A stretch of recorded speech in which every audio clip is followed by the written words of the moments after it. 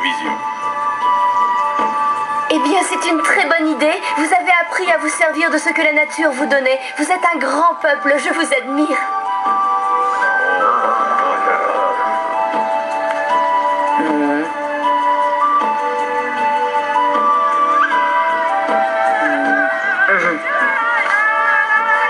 Renard qui court, je crois qu'il faut interrompre ce pow-wow.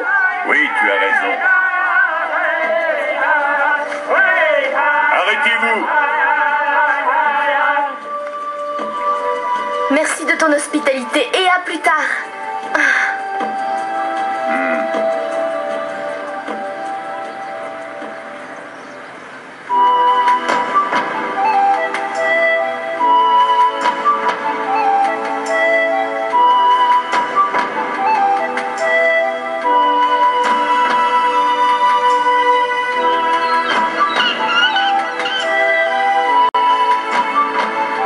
Mes paroles sont inspirées par le grand esprit.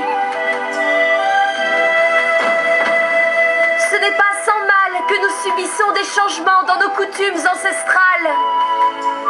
Nous sommes habitués à avoir peur et à nous restreindre. On ne peut pas faire autrement.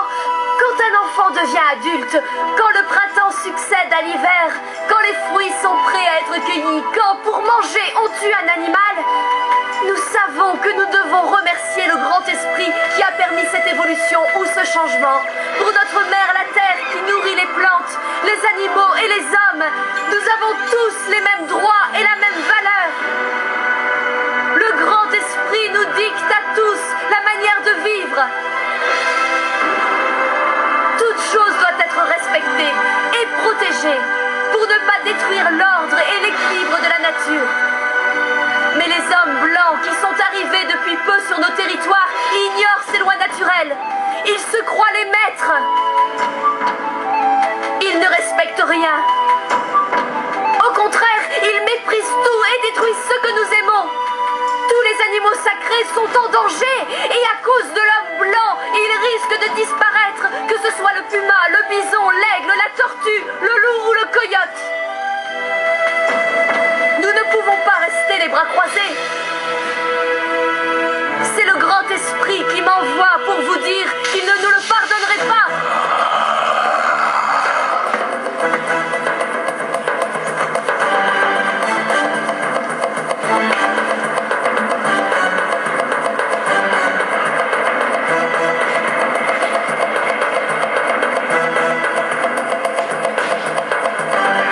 Notre peuple souffrira beaucoup.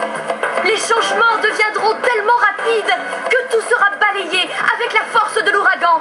Une grande partie de notre peuple disparaîtra. Les animaux, les plantes seront détruits. La terre elle-même sera mutilée. Certains d'entre nous seront aussi coupables que les blancs. Quant aux autres, ils devront résister en continuant de vivre dans le respect de nos lois et de nos traditions. Nous serons chassés, humiliés, mais nous devrons trouver la force de résister. Car un jour, notre peuple retrouvera force et dignité.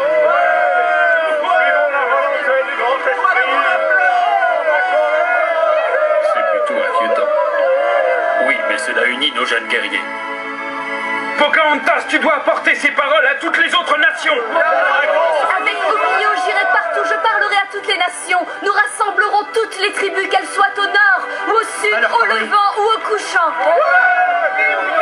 Vas-y. Dès que nous aurons fait connaître à tous la volonté du grand esprit, nous traverserons la grande eau et nous irons chez l'homme blanc. Nous irons parler avec leur chef et avec leur chaman. Je leur expliquerai les lois du Créateur et leur ferai connaître sa volonté.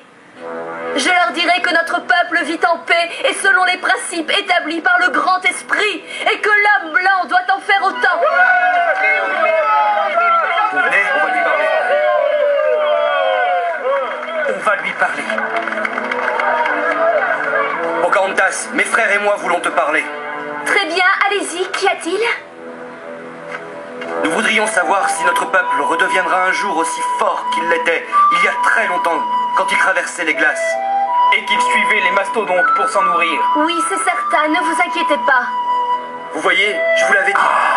Un jour, tous les hommes de la Terre vivront en harmonie. Mais il faudra d'abord que nous luttions pour la paix et que nous apprenions à survivre.